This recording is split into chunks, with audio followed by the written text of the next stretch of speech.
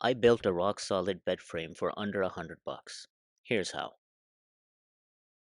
Let's be real. Furniture these days is crazy expensive, and half the time it doesn't even last. If you're tired of spending a fortune on wobbly disposable beds that barely survive a year, stick around. I'm going to show you how I built a rock-solid bed frame for under $100.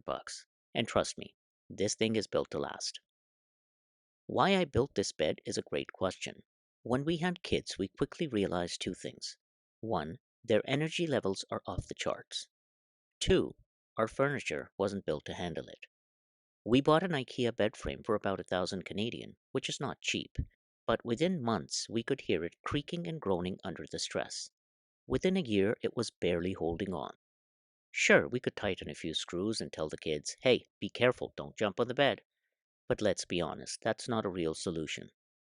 Kids will be kids, and I didn't want them growing up in a house where they had to be extra careful with everything. So I decided to build something that could actually handle the chaos. My goal? No weak points. I didn't want the legs just screwed into the frame because eventually screws loosen and boom, we're back to square one.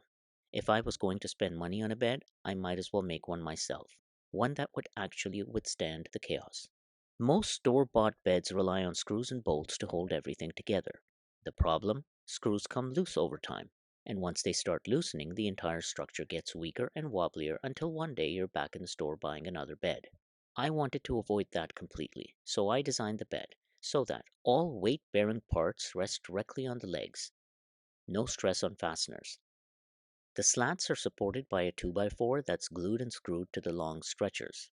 And this 2x4 also rests on the legs, meaning the entire structure sits on solid wood, not just fasteners. Everything is glued and screwed together, not just to keep it strong, but also to use screws as clamps. I don't have a lot of clamps, and clamps are expensive compared to some cheap deck screws, so this method works perfectly.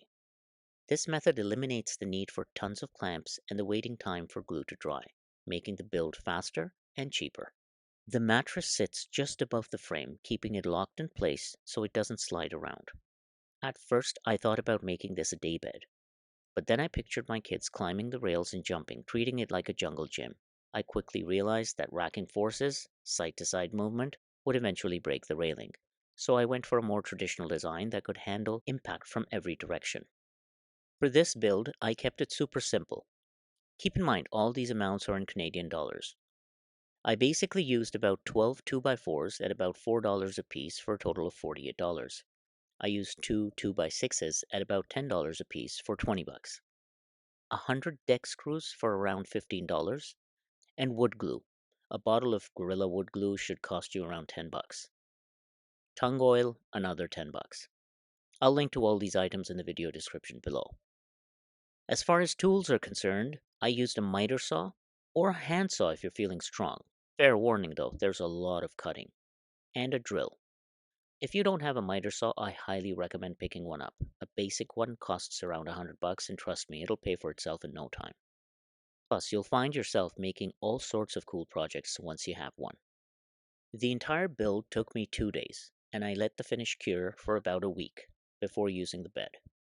For the finish, I used tung oil, mainly because I had some lying around, but even if you need to buy it, it won't cost you more than 10 for this project. Honestly, you can use any finish you prefer. Polyurethane is a great option too. You can grab a quart for about $10 and you'll have plenty left over for future projects. To make sure the bed was safe for kids, I also sanded everything down to prevent splinters.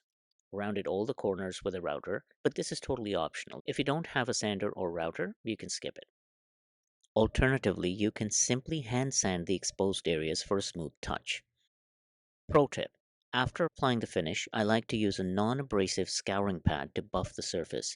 It's a great way to knock down any dust nibs and leave a silky smooth feel.